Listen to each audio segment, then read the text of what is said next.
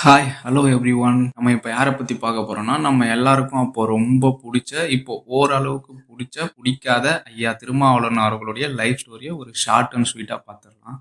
Okay, இப்போ நம்ம உள்ள போயிடலாம். அரியலூர் டிஸ்ட்ரிக்ட் செந்துறை பக்கத்துல உள்ள அங்கனூர் கிராமத்துல தான் பொறந்தாரு. அவருடைய டேட் ஆஃப் பர்த் ஆகஸ்ட் 17, 1962. தந்தை ராமசாமி, தாயார் பெரியம்மாள். அவருடைய சொந்த ஊர்லேயே பள்ளி படிப்பையும் முடிச்சாரு. விருதாச்சலத்தில் உள்ள குளஞ்சியப்பா கல்லூரியில் அவரோட பட்டப்படிப்பு முடிச்சாரு. BSc chemistry.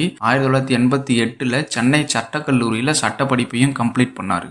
1999 ஆண்டு வரை அரசு தடவியல் துறையில் அறிவியல் உதவியாளராகவும் பணியாற்றினார். 1989 ஆண்டு பாரதிய தலித் பேந்தர்ஸ் என்ற அமைப்பை அண்ணல் அம்பேத்கர் உடைய மனைவி சவிதா அவர்கள் தொடங்கினார்கள். அதில் தமிழக அமைப்பின் தலைவராக மலைச்சாமி என்றவர் இருந்தார். அவருக்கும் ஐயா திருமாவர்களுக்கும் ஏற்பட்ட நெருங்கிய நெருக்கத்தினால் அந்த அமைப்பில் திருமாவர்களும் இணைந்து கொண்டார்.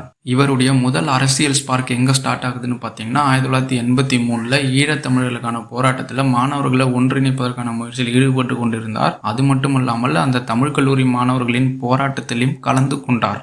தமிழக அமைப்பின் தலைவரான மலைச்சாமி அவர்கள் 1989 ஆண்டு மறைந்து போகிறார். அவருடைய மறைவுக்கு பிறகு 1990 ஆண்டு திருமாவர்கள் அந்த பதவியின் தலைவராக தேர்ந்தெடுக்கப்படுகிறார். 1991 ஆண்டு பாரத் தலித் பேந்தர்ஸ் என்ற அமைப்பின் பெயரை விடுதலை சிறுத்தைகள் என பெயர் மாற்றம் செய்து அவருடைய புதிய கொடியையும் அறிமுகப்படுத்துகிறார்.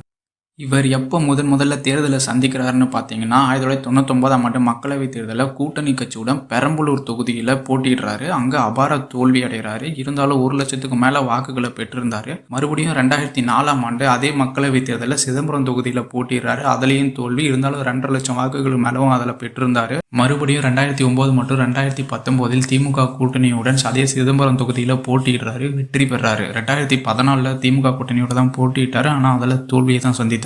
ஐயா திருமாவர்கள் தனது வாழ்நாள் முழுவதையும் தாழ்த்தப்பட்ட மக்களின் சமூக முன்னேற்றத்திற்காகவே தன்னை அர்ப்பணித்து கொண்டவர். இதனால் அவர் இதுநாள் வரையிலும் திருமணம் கூட செய்து கொள்ளவில்லை. இவர் 2018 ஆண்டு அவருடைய பிறந்த நாள் அன்னைக்கு ஒரு திட்டத்தை செயல்முறைப்படுத்துகிறார். அது என்னன்னா, நமது தேசிய மரமான பனை மரத்தின் 1 லட்சம் விதைகளை விதைக்கும் திட்டத்தை அறிமுகம் செய்கிறார். அதை செயல்படுத்தியும் காட்டியுள்ளார். இவர் மீதும் இவர் கட்சி தொண்டர்கள் மீதும் மாற்று கட்சிக்காரர்களும் மக்கள்களும் நிறைய குற்றங்களை முன்வைக்கிறார்கள். அதாவது சாதி அரசியல் செய்கிறார், வன்முறை செய்கிறாரு, கட்ட பஞ்சாயத்து என்ற நிறைய விமர்சனங்கள் இதுநாள் வரையிலும் இவர்கள் மீது வந்து கொண்டேதான் இருக்கிறது. இதற்கெல்லாம்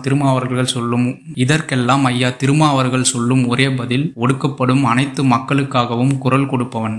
இவர் சொல்கிற பதிலெல்லாம் ஓகே தான். இருந்தாலும் அவர் மேலே ஒரு கொஸ்டின் மார்க் இருக்குது. எனக்கும் இருக்குது. என்ன மாதிரியே உள்ள நிறைய பொதுவான மக்களுக்கும் அந்த கொஸ்டின் மார்க் இருக்குது. என்னன்னா, இவர் ஒரு அமைப்போட தலைவர். இவர் பின்னாடி நிறைய தலித்தின மக்கள் இருக்காங்க, நிறைய இளைஞர் படைகள் இருக்குது. ஆனால் எல்லாத்தையும் அவர் கொண்டு போய் இப்போ என்ன பண்ணிட்டாருன்னா திமுகவில் அடமானம் வச்சுட்டார். இதெல்லாம் பார்க்க எப்படி இருக்குன்னு பார்த்தீங்கன்னா, ஒரு ராஜா அவருடைய மக்களுக்காகவும் அவரோட மக்களுடைய உரிமைக்காகவும் போராடி அதில் கிட்டத்தட்ட ஜெயிக்கவும் ஜெயிக்கவும் செஞ்சுட்டாரு. திடீர்னு அவர் முன்னாடி ஒரு கிணறு இருக்கு. அதில் விழுந்தா நம்ம எல்லாருக்கும் ஏதாவது ஆகும்னு சொல்லி அவருக்கு தெரியும். இருந்தும் அவரும் அவர் மக்களையும் சேர்த்து அந்த கிணத்துக்குள்ள தள்ளிட்டாரு. இப்போ அவரு மயங்கிட்டார். அதனால் அவர் இப்போ மயக்கத்தில் என்ன பேசுகிறோம் ஏது பேசுகிறோன்னே தெரியாமல் பேசிக்கிட்டு இருக்காரு. இப்போ ஏதாவது அதற்கு ஒரு மாற்று கட்சியிலேருந்து ஏதாவது எக்ஸாம்பிள், இப்போ புதுசாக ஒரு டிவிக்கு ஒரு கட்சி வந்திருக்கு, அவங்களோட ஏதாவது ஒரு சின்ன முடி கீழே விழுந்தா கூட அவங்க முடி கீழே விழுந்துச்சுன்னு அதை பெருசாக பேசுகிறாரு. ஆனால் இப்படிப்பட்ட ஒரு திருமாவளவனை பார்க்க நாங்கள் விரும்பவே இல்லை. அவர் அந்த டிஎம்கேன்ற கிணத்துல இருந்து மயக்கம் தெளிஞ்சு எழுந்திருச்சு வந்தாதான் அவருக்கான வெளிச்சம் அவருக்கு கிடைக்கும். இது என்னுடைய கருத்து மட்டும் இல்லை, பொதுவான மக்களுடைய கருத்தும் கூட. அடுத்து நம்ம யாரை பற்றி பார்க்கலான்றத சொல்லுங்க. ஐயா சாமான் அவர்களுடைய லைஃப் ஸ்டோரியா, ஐயா சீமான் அவர்களுடைய ஸ்டோரியை நம்ம பார்க்கணும்னா கமெண்ட் பண்ணுங்க.